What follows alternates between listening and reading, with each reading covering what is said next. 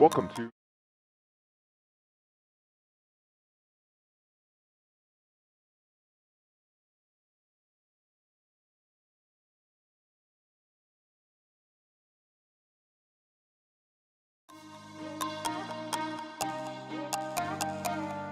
Welcome to Our Paramotor Nation.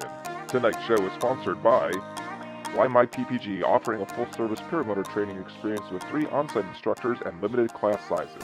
Florida Flight Sports, year-round training at your truck training headquarters. You can do this. PPG lights make one heck of an impression with countless patterns and colors on your paramotor. Lone Star Paramotor has become one of the most sought-out paramotor schools, offering foot launching and trike training classes and much more. PPG Zone, one stop for everything you want to know about the paramotor scene, where fly-ins are happening, and so much more. Aviator Paramotor is a cornerstone for paramotor training while offering its students some of the top paramotor equipment. Fly PPG Discovered Power Paragliding has helped people from around the world get into our great sport. Wisconsin Flight Sports, they make it affordable and accessible for you to get your paramotor training. Charlie Soap, an all-natural laundry detergent and household cleaner, are like no other. One Up Adventures and ParamotorProps.com, sharing their passion for flight on adventures around the world. Skylab Paramotor SIB, teaching paramotor pilots of all skill levels collapse recovery and advanced maneuvers. True North Paramotors are American-made, lightweight, cutting-edge, fully customizable paramotor frames, complete units, wings, and accessories. Check out their website today. Blackhawk Paramotors USA's mission is to produce the safest, most powerful, and most reliable powered paragliding equipment in the world. Paraswag USA, your complete powered paragliding gear source. iFly Indiana provides USPPA certified powered paragliding training on your equipment or on theirs for prices as low as $2,500. Wicked Wings logo can help you have a one-of-a-kind glider with one or multiple colors. Visit the Our Paramotor Nation website. Check out the upcoming shows, the past shows, and all of its sponsors. And now, let's get started with this episode of Our Paramotor Nation. What is up, everybody? It is Sunday night. Finally, Sunday night. And this is Our Paramotor Nation. My name is David Wolf. I'm not internationally known, but I've been known to rock the microphone. It's been a messed up, horrible, ugly, crazy, good weekend, and I'm so glad to be here with all of you tonight. Not to mention that I'm also with one of my best friends, Johnny Gisbarripa. He is hello. Mr. July of 1986, but he's here now. Playgirl Magazine. How are you doing, buddy? Did you get some good flying in? Oh, yeah. It was a great weekend of flying. All day Saturday, Sunday. We did a little dune soaring, Jeff and Awesome. I. Hey, it was a I hate to heck of interrupt a you. weekend. I want to get right to Mark. And Mark, there he is. Oh, What? look, Is that there Mark? he is. What's he doing? Whoa! Holy cow. Wow. There he is. What an entrance. Marc Amenson is here. Mark, go ahead and unmute yourself on Zoom. Okay. There you Hold go. on. What's up, buddy? How are you, sir? Hello, Mark. Hey, how you guys doing tonight? Oh my gosh, dude. It's been a crazy weekend. I'm so glad you're here. Mark is always a terrific, fun person to have around. I've seen him ride a motorcycle with a gorilla on the back. Have you ever seen that, John? No, I've never seen a gorilla on the back. You mean like a real live gorilla or Yeah, like a PPG gorilla? He is a PPG real live gorilla. Yes, then I've seen Palm that. Bay, yeah. Now, John, I don't know if you realize this, and Mark knows this, though. This is the third time Mark has been on Our Paramotor Nation. Did you know that, John? Wow, I did not know No. this is Well, number 3. I'm really counting this as, I don't know how to count this, because the first time he was on the show, right, Mark, I wasn't on the show that night. I had the night off, right? Yep. Now, the second time he was on our show, he was actually the host of the show. Some of you may or may not remember that. I'm going to refresh your memory. It was, and to date, Mark, people are still telling me it was one of their favorite shows. And I really credit you because you were the host of the show. Let me see this, David. All right, I'm going to show everybody in case you forgot. This was the Halloween episode this past October. What is up, everybody? Welcome to Our Paramotor Nation. I am your host for the evening, and my name is Marc Amenson. What is up, Paramotor Nation? How are you guys? David Wolf called me up a couple weeks ago, actually begged me to be the host tonight of the show. And he gave me some bullshit excuse about taking his wife out to the anniversary or something. I don't believe the guy for a second. But first of all, thank you to those sponsors. And I want to let you know that this show is being sponsored by the letter C. C is in cat, because I love my cats. I got a lot of cats. Get out of here. And also by the three letters P, B, and R. Crack open the cold one. Oh my goodness, Mark, what are you doing? So he's The bird out there was getting a little chippity. all right. So Angela Preslick says in the chat, looking forward to the Pabst. Do you have any Pabst with you today by chance? Oh, well, there you go. You got them lined up and ready to go. Very good. The empty ones. Oh, there's that. So, got a lot to talk about with Mark. I want to talk about his training. I want to talk about PPG supply, right? Yep. We'll talk about that, but we are going to talk about a little something else. And this comes on the heels of what a lot of you may know or may not know that it happened to me. And I've gotten a lot of people this last couple of days reaching out and just sending good wishes, good prayers my way. So for those of you that don't know, we had something crazy happen to us. And Mark, Mark and I talked about this before. Just like any guest, I always want to focus in on the guest. And he and I talked about a subject matter because of what happened to me, losing my truck and my trailer in a fire. And I'll show you that in a second here. But we talked about, how can we parlay this into something that Mark can talk about. So Mark's going to be talking to us about when something happens, specifically, when you're flying, or maybe something life-changing happens to you that puts you on hold and says, I don't think I should fly again. Maybe it was an accident, maybe it was broken gear. How do you bounce back from that? So that's going to be one of the subject matters that Mark is talking to us about tonight. But I'm going to show you this video. And this is, we were getting ready to go camping in Columbus. We actually had a lacrosse tournament, as you can see here, for my daughters. And so, long story short, I'm not gonna go through everything. Yeah, I do look burned, Craig Taylor, but that's from the sun, nothing else. But long story short, I brought my camper home with my truck, and I just changed out the battery because for some reason this camper was drawing power and it shouldn't have been. It was even had the kill switch on the battery. And about 15 minutes after I got home, I heard a loud explosion from where I was in the backyard with my dog, and I ran, and I see some black clouds coming up over the top of my house, and I ran around, and my trailer was on fire. And I'm going to show you this little video if you haven't seen it already. That's my camper. That was the propane unit that just burst there as well. And that's my favorite torched. So it was a horrible experience. David, did propane tank give way? It did.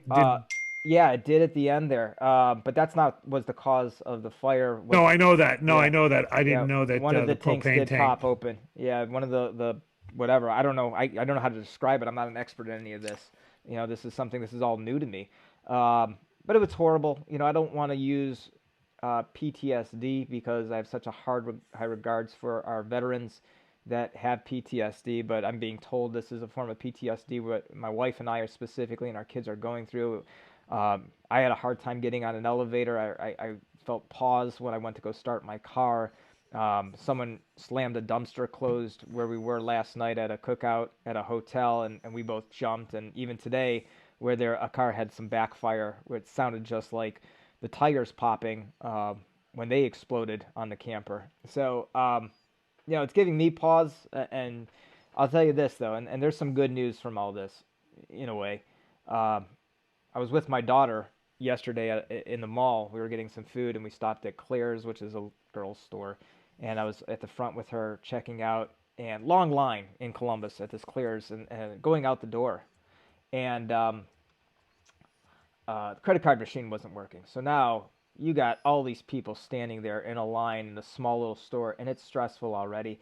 And I kind of thought to myself, you know what? This ain't so stressful anymore. This is minor, and there's so many more bigger things out there in life that could be going wrong with us. And I was just very grateful. I'm still very, very grateful that we're alive, we're okay, that this didn't happen while we were sleeping or even driving up the highway. there's so many different worse scenarios. Two of my neighbors' houses had melted siding. The street light was melted. My neighbor's No grass kidding. was torched. Yeah, so there was a lot of damage. Thank God for insurance. I'll say that. So let's push all the rough stuff to the side for a second because Mark is here, and Mark is a boatload of fun to have on any old show.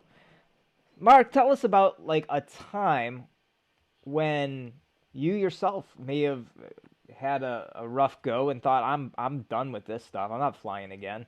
Anything like that ever happened to you? Oh, well, first off, I got to start with sorry, man. That video, watching that happen to your belongings and seeing that happen, that's crazy. So, first off, sorry for your loss there. I'm glad that things are getting taken care of. Yep.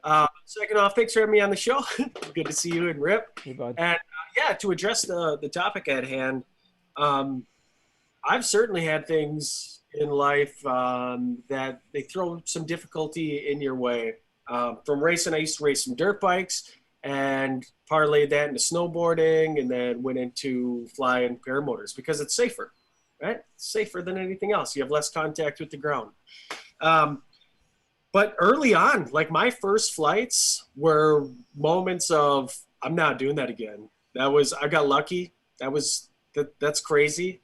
And having that feeling of, you don't know if, life's pretty good. I get to go and do fun things all the time. Is flying and using my body as an aircraft worth it? So I've seen a lot of people at fly-ins and students that have kind of had those moments of something happens. You didn't do something right, but maybe you crash hard on a takeoff or put her in hard on a landing or something like that. And the biggest thing is in those situations is this isn't really that hard to do. There's some difficult parts about it, but the more that you train, the more that it eliminates those things. So you just got to go back to step one. You got to kind of go over your gear, go over yourself, go over your flying situations and say, hey, what can I do right to make sure that stuff doesn't happen again? You don't want to give up. A lot of times, especially in paramotoring, when you have something traumatic or a bad thing happen early on, it's difficult. But for those of us seasoned pilots that have something happen, it's like, oh, I screwed up. I know how to fix it. But early on, it's can I fix it? And do I have the right mindset to be able to go back out and do it again?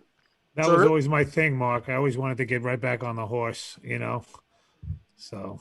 Did you ever have a new student where they were just having such difficulties where they said, this isn't for me? I think it's time I just stop right now.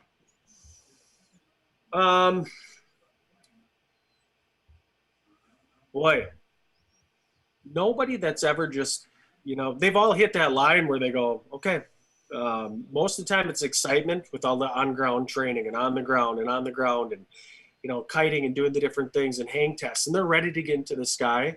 But I don't think I've ever had anybody prior to their first flight say, this isn't going to be for me. I had a student one time that was 63 years old, amazing shape, did Ironmans. But I tried to convince him. I said, you should try trike. You should try wheels, still as much fun.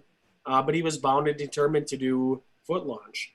And he got 2 flights in. His third flight, he was going to take off and kind of went forward and just slid on his knees down, and the glider came forward, no broken prop, nothing. But he went home after that and said, you were right, like a trike is the way to go, and he ended up getting a trike. So I think it's, for a lot of people, even I'm 38, and I really want to get a trike. Like, I love foot launch, and I feel good at it. Tonight, I had an amazingly gorgeous flight. Like, they keep getting better. It was like flight 405. You had a quad. Yep. I had a wife, too. Okay. Both. Is that another show, Mark? No. Wait, At the Wait. How did you get back on the horse? It was traumatizing, not gonna lie.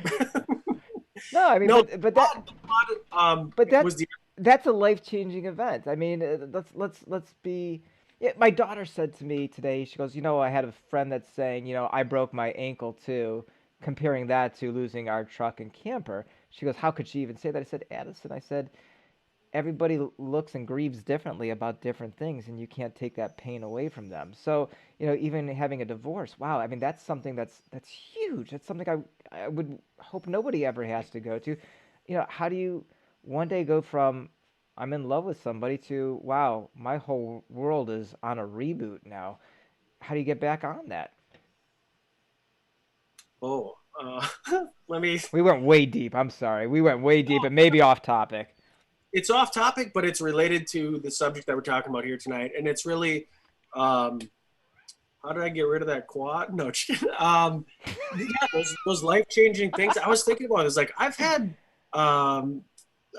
two or three near death experiences in life, and some of those things, and divorce. That's one too. That's how do you get over it? For me, to get through difficult times is always optimism and the fact that I got a paramotor in my garage. Like that, my three things in life are fishing, family, and flying. Mm-hmm. And it goes family, flying, fishing. And what things? Pabst. Well, that's doesn't start with F. Those are just like sidekicks to the business. But yeah, I mean, any of those things, you can have a traumatic situation or something that happens that's like, oh, this is crappy. But you hope your hobbies and your passions keep you optimistic and carry you through the difficult times. I got cats, my cat's pregnant again. I finally got down to one, now I'm down. But anyway, so yeah, that's kind of how you get through life. Yeah. General difficult things. That's my way is look to the sky. Yeah. Very good. I want to take a quick second here. I want to thank Angela Preslick. She made a $10 donation to the show. Thank you so much, Angela, for that. We got a lot of shows on each week. And we got Robert Michael's show. We got Sean Simon's show on Monday, Shane on Tuesday. And we recently just had a new show on Wednesday. We did have After Dark on Wednesday. And the new show is Flying Flamingo Jade. And it is called Girls Just Want to Fly Show. So check that out on her YouTube channel. So there you go. So Angela, thank you for that. And Jade, as I have told you before, best of luck with that, man. That's awesome. That's awesome, right? We should be talking more about it and having fun with that and these shows. And it's a great place to hang out and meet and learn and discuss topics like this. Some of the topics aren't easy. Some of the topics are fun. Mark, I expected this to be a much more lighter show because you're here. But, this crazy thing happened, and I appreciate you taking the time just to talk about it. There is a question for you, with that being said, from Nick Griffith. He says, Marc Amenson, how do you pee from a PPG? All right, here's how you do it. All about the facts. So when I went flying and took a leak in Glamis this year, it was because my bladder was full from a full morning of having a lot of liquids.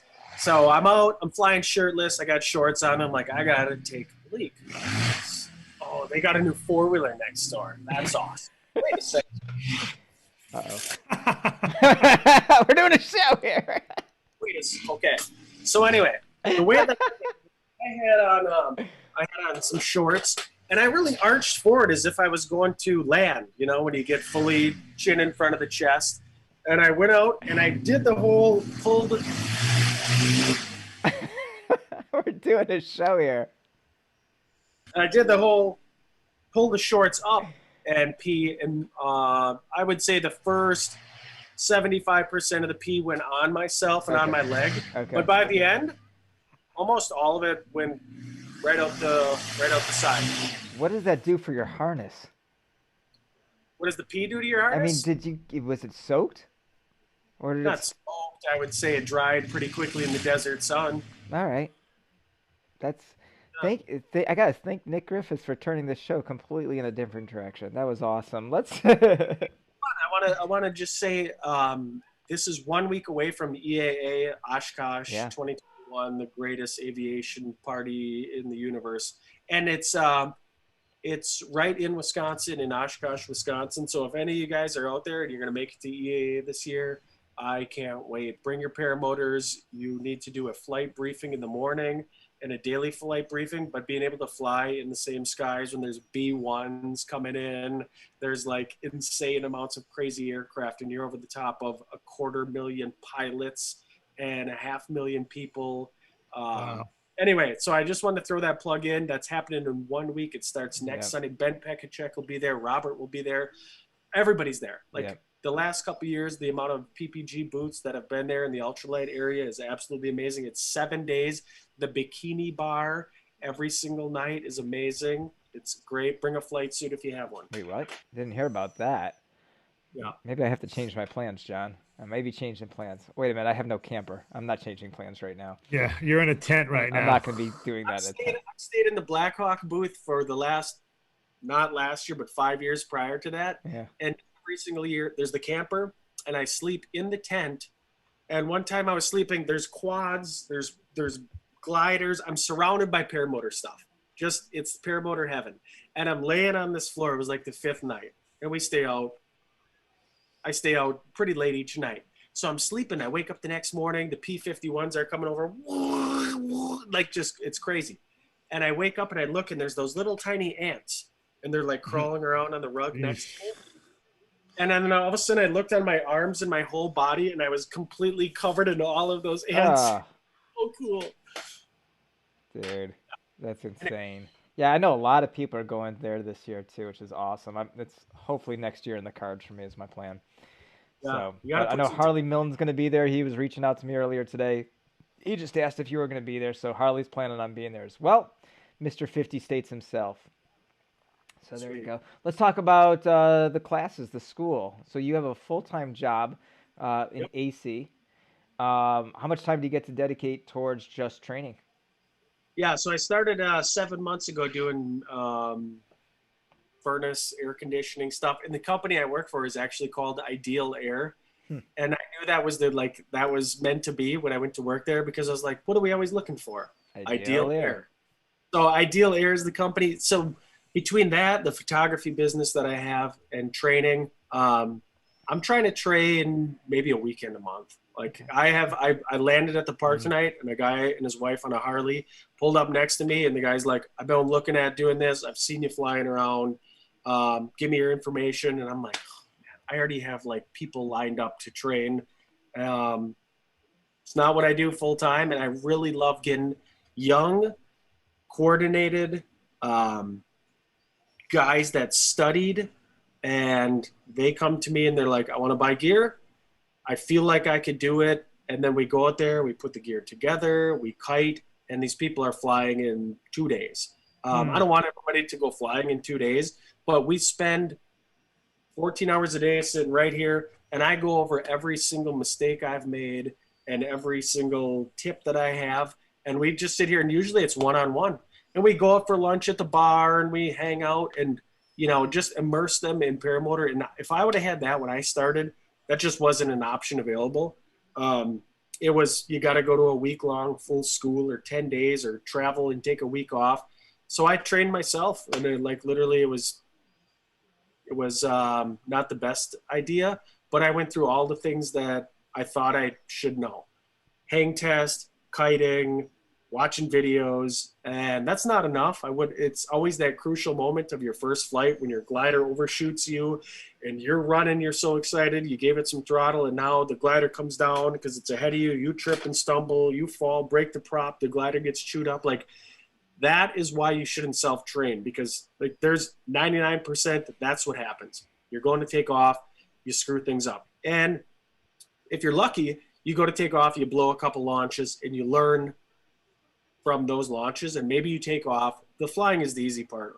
If you got a wide open field, a safe wing, good gear, and good conditions, the flying is nothing. It's the takeoff and the landing. And if you have an oversized glider or a big glider, when you come in for the first time, it's like a marshmallow or a feather. I had a guy come in, he was 53, better at kiting than I was. Just amazing. The guy, he had a lot of experience in kiting and different stuff. But he came up, and somebody sold him a 21-meter glider, and his engine, nice engine. I think he bought his engine from Minyard, but he bought his glider used. So not somebody sold him, but he bought. And he would come in, and he was shorter. He was like 5'3", 5'4". He'd go to flare, and his arms would only go to here. So he's flying a fast glider that he couldn't flare all the way.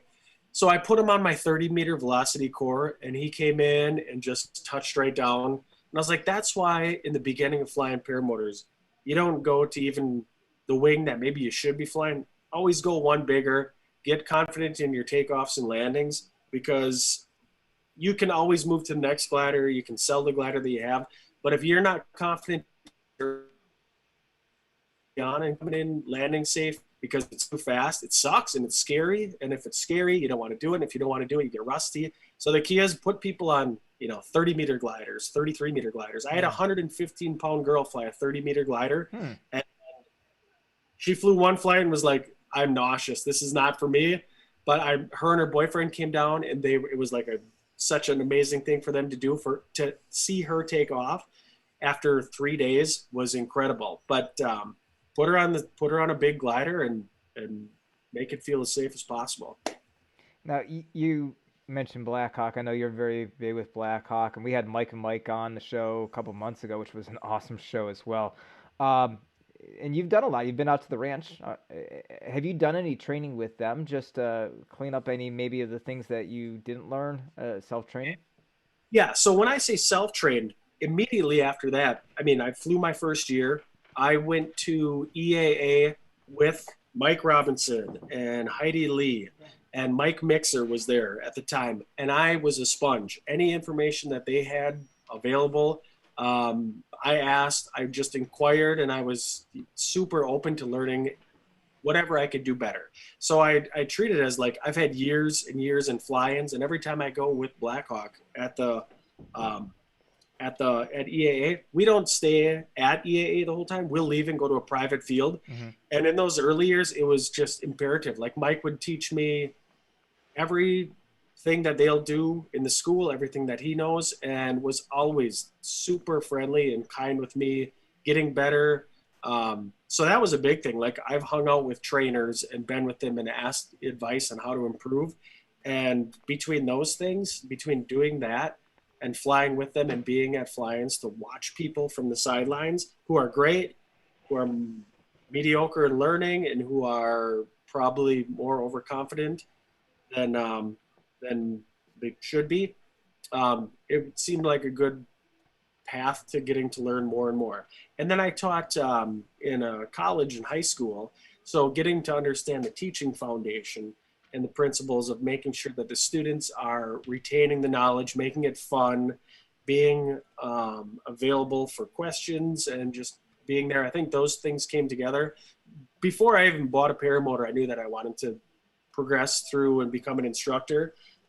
So when I felt ready, I took my first student, who was a commercial pilot, and he flew, and it was all kind of like figuring out how to put pricing together, how to do all this stuff. Am I capable of training somebody? And he flew my gear, and just like he touched on his first flight, I'm like, how was it? And he's like, oh, that was pretty amazing. Most people, they land and they have that level of excitement. I just had one of these guys who was just like, mentally, he knew what was going to happen before it happened. He did it. He executed it perfectly. Flew 5 flights, and then he's like, that was awesome. That's all I wanted to do. It was like going skydiving. I just want to do it. But he mastered it right away. I'm like, all right, that went pretty well. And then the people that I've trained, Robert, Greg, Dan, Gacky, all these people in Wisconsin have become like my best flying friends. So training to me is kind of like if you went out and bought a dirt bike or a snowboard and were like, I don't know how to ride this thing. Can you teach me? I'd be like, absolutely. If you're cool enough to want to learn how to ride dirt bike or go snowboarding or fly paramotor, then I want to hang out with you. So Did you train Ben Pakchek? No. Ben went through, he was foot launching before he went for quad training. But no, I met him after he was flying quads. And, okay. Yeah. So one thing many of you may or may not know about Marc is that Marc is a big supporter also, as we are, of Resurgence PPG, helping our adaptive veterans learn how to fly, getting them up in the air. And one of the things that we do on the show, if you're new to the show, is when the donations come in, like you saw Angela did before, 50% of the proceeds go directly back to Resurgence PPG. And I do want to thank Chris Fenimore, who made a $20 donation in the super chat, and he put trailer fund, and I really appreciate that, Chris. And gosh, that's definitely going to help us. I know we plan on getting another trailer when all is said and done, so that's awesome. I appreciate that, and I know Resurgence PPG, Todd Scandrad, he definitely appreciates that too. I did like this comment that came right after that as well. Mark H says, "Pay for your training or pay for your gear," meaning that stuff will break if you don't if you don't get proper training on how to use it correctly. So there you go. Let's talk about PPG Supply. You are a big PPG smoke distributor, correct?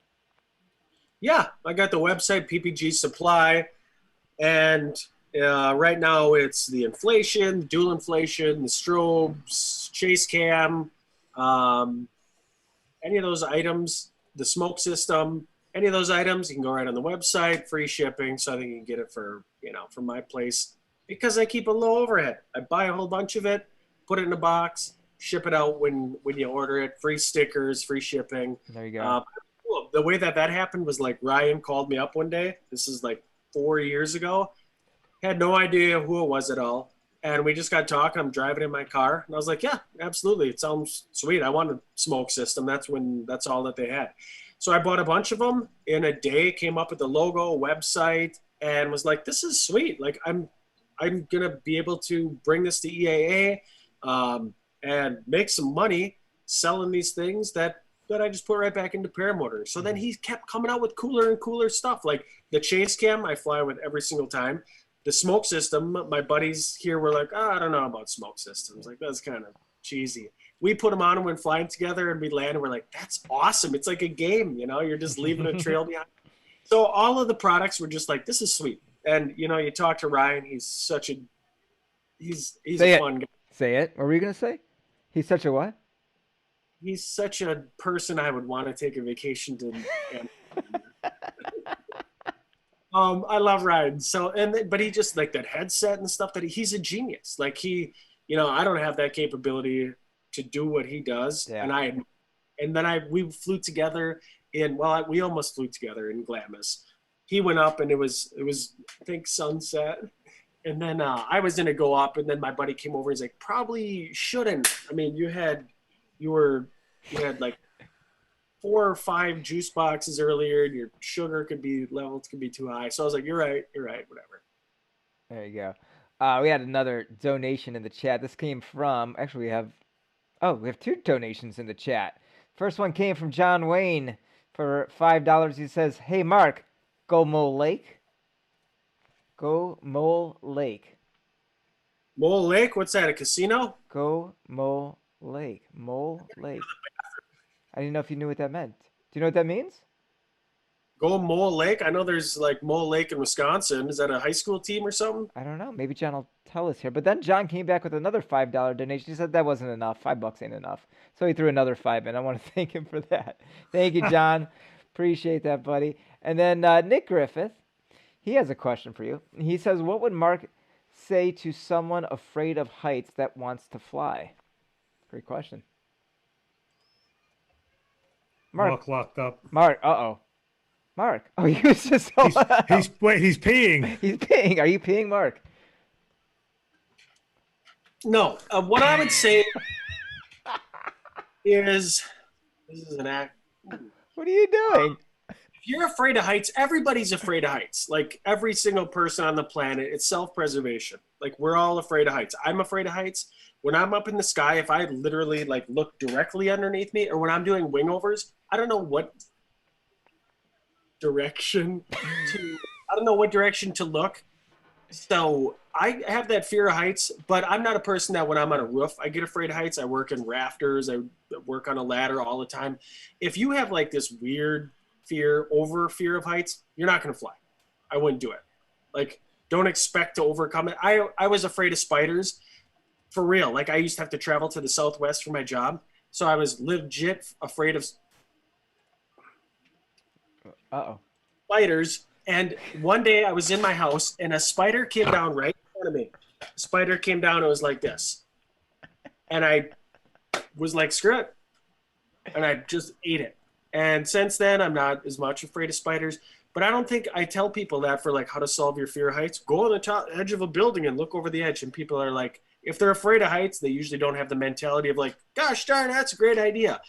So if you're afraid of heights, no, go on a roller coaster and live your life. But paramotor can, whatever. But everybody's afraid of heights. So when you get up there and you're in control, it's a different story. When you go up there and you realize that, for me, I have to just trust the people that manufactured the gear did it with good sound engineering in mind, and these products are safe for my life to be dangling from. And when I do that, then I feel a lot better. But if if it was 20 years ago or something and 30 years ago and you're flying gear that you don't know if is safe, that must have been terrifying. So kudos to those people. Yeah. But for me, it's like, I know my glider's good, and I fly nowadays probably 75% of the time with no outs down low over the forest. And I know it's foolish. And I was doing it again tonight. And one time it's going to bite me.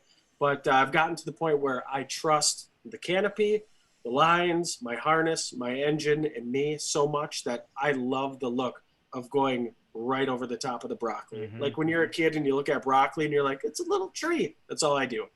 Right over the top of the trees. And I just don't enjoy, I won't say I don't enjoy up high flying, but to me, down low is close. I get anxiety when I don't have outs. I'm very aware of outs, and something I'm always searching for. You got nervous when I was flying with you this past week. I was flying with you on FaceTime this past week, and you started asking me, "Where's your outs? Where's your outs?" So I think I can't help it. I just get anxiety. Yeah. You know, I think people aren't scared so much of heights as they are of falling. Because like Slow Day says, I'm afraid of roofs, but not flying. Okay. And when we're in that harness and strapped in, I don't feel like I'm going to fall out unless like I do, whoa, this is really high up here at 1.5 miles. Then I get a little nervous, but oh, Mark had a fly there. Is it coming up? All right. But I just think that now Hot Buttered Steve just made a $10 donation to the show. Thank you, Hot Buttered Steve. And he says, I'm not afraid of heights. I'm afraid of width. I'm afraid of widths. Well, so I fly down low. Like, I don't know what's happened in the last 30 flights, in the last 10 hours of flying. But I don't know. I just fly right over the treetops all the time. And yeah, like you said, like heights are a weird thing. Heights can be, and fear of them can be a weird thing where, you look down, a lot of times I'm like, all right, if anything happened right now, I'll fly through my wake down low and stuff like that. I don't know. I think I've just gotten to the point, the trust in the gear is so strong that it's stupid. It's kind of like, it's not wise to do. Yeah. But man, that's where it's at. It's fun. I've flown with, I flew with, I don't know if I should say, I flew with someone and he was so low over the trees and tons of trees going forever while I was up high because I was nervous about having outs. But it's like, okay, this guy's a really good pilot. He's got really good gear, and I know he maintains his gear so well. So he probably is just trusting in his gear completely and flying. Lus, who was it?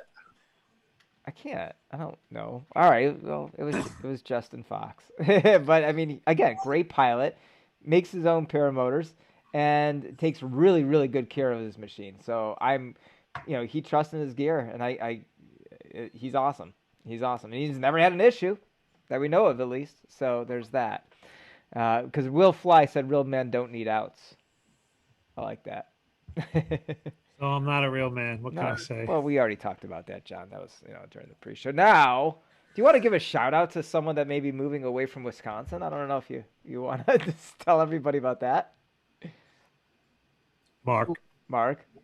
Who's moving away from Wisconsin? Who's moving away from Wisconsin? Someone you talked about in the pre-show, a friend of yours. Robert? No, a female friend of yours. Oh. Okay, we're not talking about it. Look at him smile. Wow, I've never seen Mark speechless. He's Short I did words. Moving on, next topic. What? Okay, next topic. I'm I'm gonna get shit for this. What else you got? What else? So you got EAA Okay, coming up. I got another one.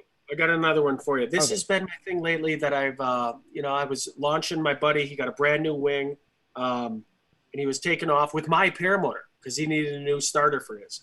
So he was taking off, and it's this technique that I use, and I think it's a good one for any probably beginner to intermediate pilot. And let me know if you guys do this already. But when I go to take off, and a lot of times here in Wisconsin, it's like, it's dead calm or it's breezy. So there's like that time at 7:45 at night, it just tapers right off. And you go to take off. So when I do a forward launch, a lot of times you see people, they run, they give it no throttle, they're running, the wing comes up, it's got no real energy in it, you can't control it. And then if you get lucky, you get on the throttle, and then finally you get some control and you launch off the ground. So what I like to do is, as I'm on the ground, I'm getting ready to go, I take 2 steps back, I'm centered on the wing already, I'm doing a forward launch, and I like to spool my engine up so the propeller is spinning to give me probably just 10 to 20 pounds of forward thrust. Yeah. So then, boom, when I hit it right there, the wing doesn't pull me back, which you see a lot of new students do. It pulls them back and the wing goes forward. And when that happens, the wing goes ahead of them. Then they get their bearings and they're running. Well, now that wing is kind of just like, ooh, when it's just sitting there. So when you actually give a little throttle, whoa, and then run forward and you feel that, oh, it hits right there, that's when you're just like, whoa, you just keep it consistent. Brings that wing up nice and smooth, no matter how light or heavy the wing is. If it's lighter, whoa, you hit that, and then that is already pushing your body forward, and it's not sticking you in place. That's stuck in place for 2 or 3 steps or a second, lets that wing get ahead of you, and then now you're playing catch up. And then that's where I've seen so many crashes at fly-ins because of that. Either the wing goes to the right, left, to the right, or it just goes forward and then half collapses on one side. So, given that just a little bit, not a ton, and not so little that you're just increasing the RPMs without the propeller spinning, you got to have the propeller spinning to give you about like 10 to 20 pounds. Whoa, it hits right here, whoa, and then you can punch it. But that wing is up, and then not only is it up, but you are in front of it. Yep. So let me recap with you, because this is a good beginner tip right here. At some point, as that glider is just starting to lift off, you're starting to rev up the motor, right? Yeah, because how far into that run, or what degree? If we're starting at 90 degrees behind us and it gets higher and higher, at what point are you teaching them that glider should be, that you should start hitting the throttle? You should hit the throttle before you run. It's throwing some air back over the wing. It helps. Yeah, so give it a little bit. Whoa, it gets up to 50 degrees, and that's usually the time when it pulls a person back and the wing goes forward. Yeah. And then others trying to catch up. You got to bring it up, and that pushes you forward with it.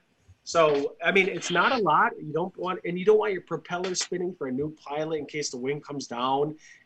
People think that, well, you can just, do an inflation without giving it any throttle at all. Well, yes, you can. And I fly the new Core 2. It's like a spider. It's ultra lightweight. It launches so easy. It comes up great. But a lot of times when you're taking off, and this isn't particularly for beginner pilots. This is for intermediate pilots. And if you're an intermediate to advanced, you already know this. But it's that give it some throttle in any forward launch situation, just at that point where you hit, instead of like you see people run, the wing slowly comes up, run, they're leaning forward, and then finally they get the correct posture and get on the throttle. Give it that throttle early on, so when you need to dig forward, you don't have to. It's already pushing you forward and giving you that little oomph in that middle of the power range. It's like a very subtle tip, but I think it gets your wing straight up above you as long as you set up your wing correctly, and that's a whole nother thing. Take your time, lay the tip. So these are forward launches, so usually low wind. It's not these beach launches that you get to do when you're lucky and in a great situation. We are surrounded by trees, so even if you're in a wide open area, eventually you're in hills or trees. So that first 300 feet of air is always bumpy, maybe to 1,000 feet. So low wind and letting that little bit of throttle, just enough to probably give you, like I said, 10 to 20 pounds of thrust on your back. I think that has helped me a lot with launching. And I tell my students in the beginning, you're going to kite the wing and I'll be on the radio and tell you when to get on the throttle. But that little bit, so I'll advise them of how it's helpful. And a lot of times they're wise. They understand it. So they'll do it on their first flight, give that little bit of throttle, and it adds a lot of success. Mark, do you video them on those type of takeoffs? Because it's really good if they can see what they're doing wrong. I always want to. I have a GoPro with, so a lot of times we'll get to see them. I love making YouTube videos and doing those first flight videos. Mm-hmm. So I wish I had another person along when I used to do that, or have another student out at the field. Those made for super educational videos, and I'd always put those in my YouTube videos. But I really want to do it just as like a slow motion right to the side to kind of show how your body goes forward when it usually goes back. Because the takeoff is the hardest part. You think about an airplane lifting off the ground. If at any point, it was going and then it felt like it pulled way tons of flare and it went back like this and then it had to go forward again. No, you want it to be as smooth as possible. And I think that's what the technique does. Speaking of YouTube videos, what happened to Tech Talk Thursday? Oh, yeah. Oh, man. I like Tech Talk Thursday. I mean, I looked forward to that. Yeah. So did John. Tech Talk Thursdays will certainly be back. Yes. I filmed a couple of them that I didn't put out because I was like, this isn't a good Tech Talk Thursday. So a lot of times it's, I take the time, set the camera up. It would be so great to have a cameraman. You guys know that. Here, I'm recording like in a movie. But it's so much of the time it's like, you know what, I'm just going to go flying. So it'll get back into Tech Talk Thursdays. I'll make a new intro. I already recorded on my phone the other day because I like to do my own vocals for that. So I have it. But yeah, this fall should be a killer amount of flying. I've been going out scoping out whitetail deer in the area. That's my favorite down low flying. And there are a lot in Wisconsin. So I want to, do those things of fly camping, fly to go hunting, and add the sportsman side of it where you're carrying gear and using the paramotor as a adventure tool versus just going up and looking at stuff. And I have great footage of flights around here. Like that one flight recently down the river was one of the wildest, coolest flights, just following down in a ravine of a jungle river. That was great. But yeah, to put a little more context to it and to be able to go out flying and go flying with my buddies. Two of my buddies just got Core 2 gliders. So not that I'm trying to sell gliders, but we've all went from nice, safe, stable, slow gliders to now we're all progressing. And my buddy Kevin, he's just he flies with me all the time. He goes out and he's half as many flights as I have, and he does just as crazy stuff.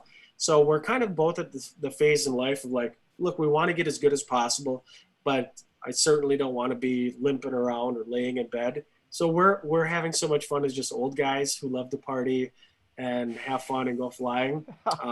Every time I say, you want to go do this? He goes, we got to do it. Time out. What? You just said we're old guys. You're talking to a 58-year-old man and a 47-year-old man. Not yet, buddy. Not yet. Old guys at 37, you said?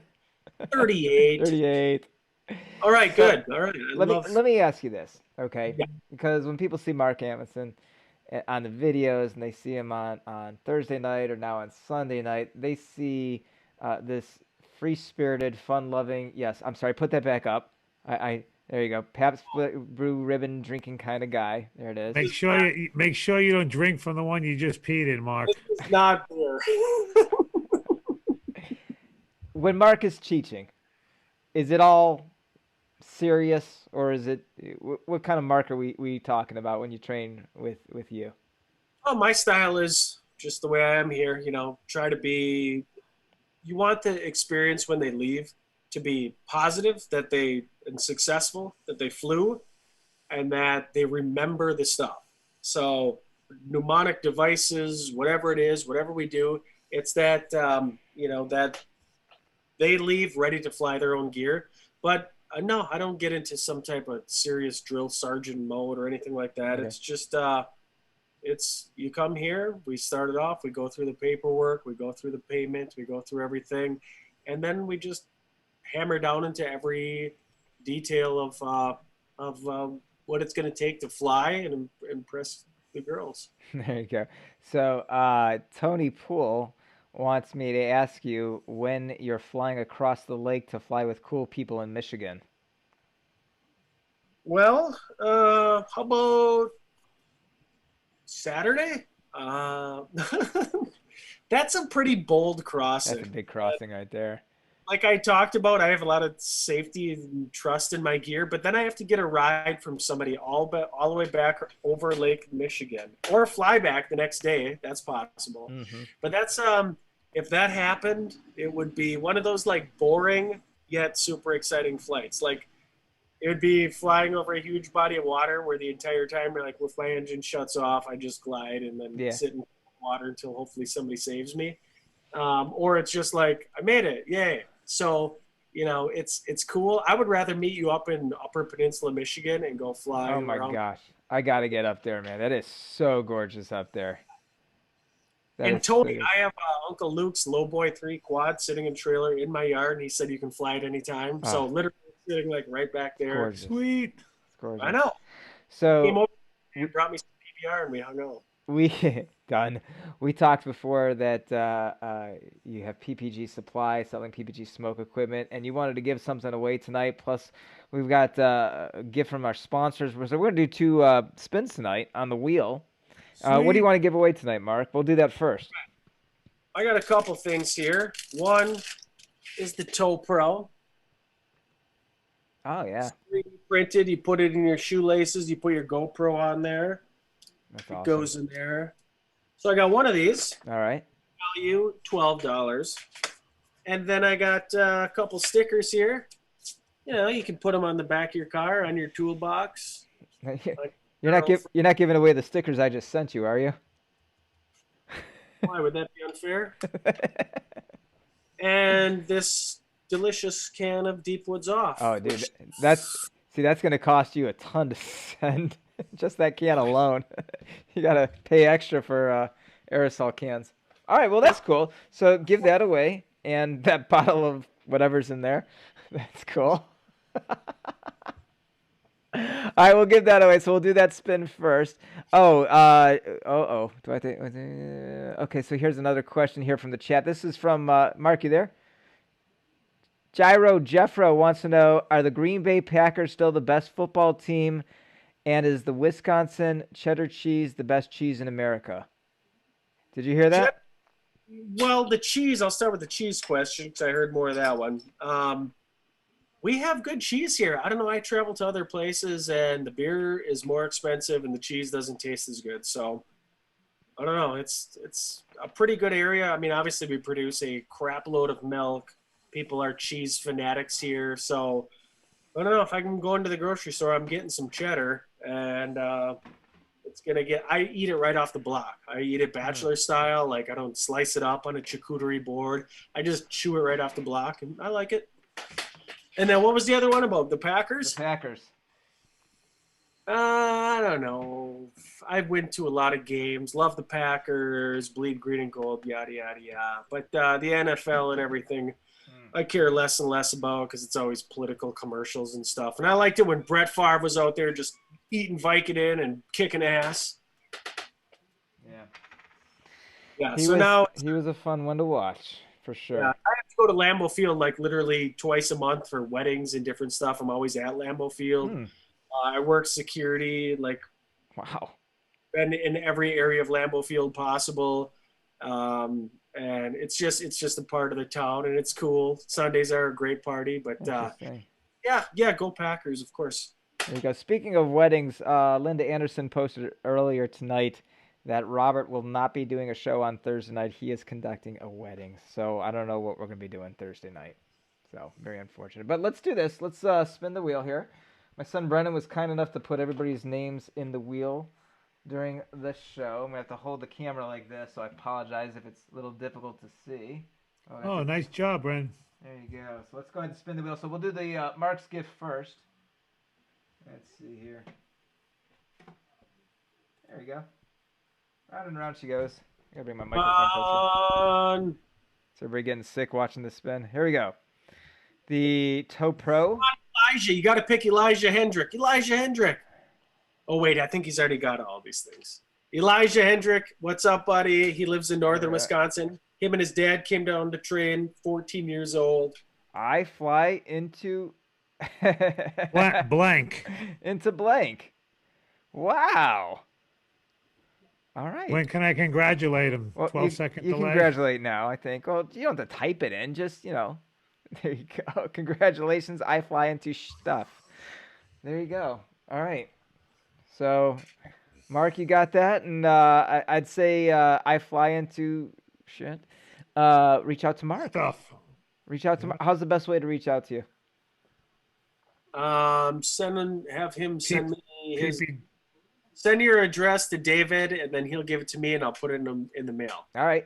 So you can send it to davidwolf51@gmail.com. I'll forward it over to Mark, and then Mark will send it to him. He's excited. He says, woot woot. New person to the show. Glad to have you here. Welcome. Welcome, welcome. All right. And then the second prize is going to be from the list of prizes that you see on the right. You can choose any prize. Just send me a message, either email or PM me on Facebook, and we'll get you that prize. Let's go ahead and spin away, get this thing going here. So we don't have the sound effect, John. I miss Dave. Dave did such a good job with the wheel. I miss Dave, too. I miss him. All right, here we go. See, it's hard to see. Let's see. Chris Fenimore, maybe? Or Angela? Who's he going to stop on? Chris Fenimore. Congratulations, Chris. We need some sound effects. We need some sound effects, John. Ding. Ding. Chris. All right, Chris. So you saw that list on your screen there, man. Just let me know what you want, and I will get that out to you. Can I congrats him yet, or I got to wait 12 seconds? If you really need to type it in, go ahead and type it in. Whatever you want. Golly. Congrats him. There you go. Oh, what's the next thing for Mark besides EAA? Anything after that? Anything else you're looking forward to this summer? Yeah, absolutely. Fall flying up here in Wisconsin is absolutely the coolest thing. The color. Watching the show tonight, Elijah Hendrick, him and his dad came down and trained from northern Wisconsin. Going to be going up there. I mean, if you can imagine, I don't know where you guys fly most often. Everybody, the audience here, you fly beach, you fly mountains, you fly the plains. Like in Wisconsin here, it is so many lakes and forests and rivers and not a lot of fields. So you get up in the air. It kind of gets, when you get up higher, it gets the same thing. You see a view, you see all the lakes. It's amazing to see your hometown from where you're flying, like a bird looking right down on things. But this fall, when the leaves change, the whole fall, as the temperatures get a little cooler, to be able to go out and go to new areas, I think that's the key. Like I fly in this area 70% of the time. And then 30% of the time is going to airports nearby.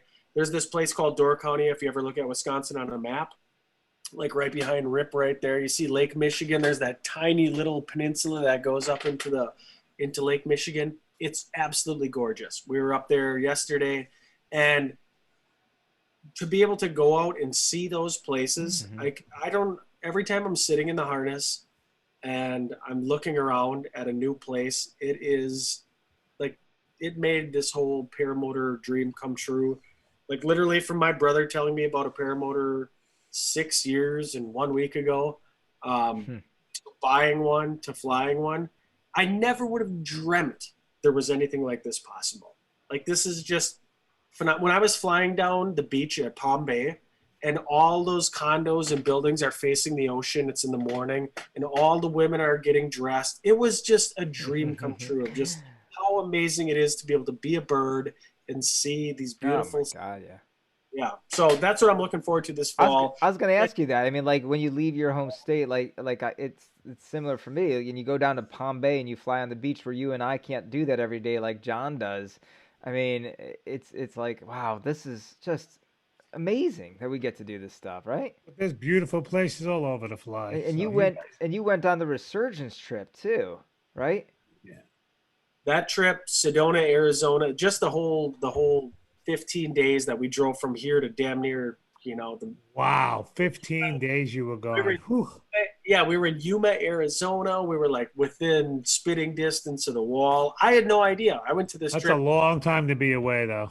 Yeah, and it was just I didn't completely plan on it at the time. I was bartending in winter. Robert and I were sitting there. Robert came over to the barbecue place. I got my first ever bartending job, which was terrible for the bar because I just sat there and gave away tons of drinks and had a blast. Anyway, so we came up with the idea that we were going to go there with Ben, and that trip was absolutely insane. And we like when we went to got to Sedona. I think Robert and I flew every single flight that was available for that whole trip. Anytime the team, and it was a well orchestrated, beautiful Resurgence did a phenomenal job. Mm-hmm. And to see and be part of all of those, the Resurgence alumni, and be part of that, and to go to Glamis and fly in on Veterans Day during the pandemic, and there was 250,000 people at Glamis and 80,000 side-by-sides at the event that happened. It was just a full sprawling, every single dune covered in America. It was the coolest thing I've ever been to. And then to hang out at night and party with Todd and Jack and Ryan, and I mean, just everybody, like all the Resurgence guys, Ben, Pekacek, like that experience right there. Never would have done it without knowing paramotoring. And to think that could have been going on if it wasn't for my brother Chad just being like, hey, we should get paramotors. Like that was absolutely the most life-changing, coolest thing. And to this day, I know tomorrow morning's going to be great. And I got to go to work at 5 a.m. So I'm just like, should I quit? Should I just quit? I just want to fly every single chance that I get. I know, man. Biggest mistake I've made since I started flying was not going on that trip. I regret it every day. Hey, can you stick around for a little bit for a little after show in case anybody wants to say hi? This guy is in to win. All right. I am not. I've been up since 4:40 this morning, so I may not last too much longer. But I will go ahead and put the code up for Zoom if anybody wants to jump in. Oh, wait a minute. Wait. We got a question here. One more question. Last question from Flying Flamingo Jade. She says, question for Mark. Do you post when you know where you will be flying? For us Wisconsin PPG pilots, that would like to meet up with you sometime. Well, no, I don't, but I started a Northeast Wisconsin paramotor page a while back. And I used to put on there when I go flying, but literally the people that I flew with were my best friends, so I just texted them. Now that the group is getting a little bit bigger, I think send me a request on Facebook and just send me a message and be like, dude, where you at? You want to come meet me? And yeah, I'm game for going to any new area except south, like maybe the Southwest.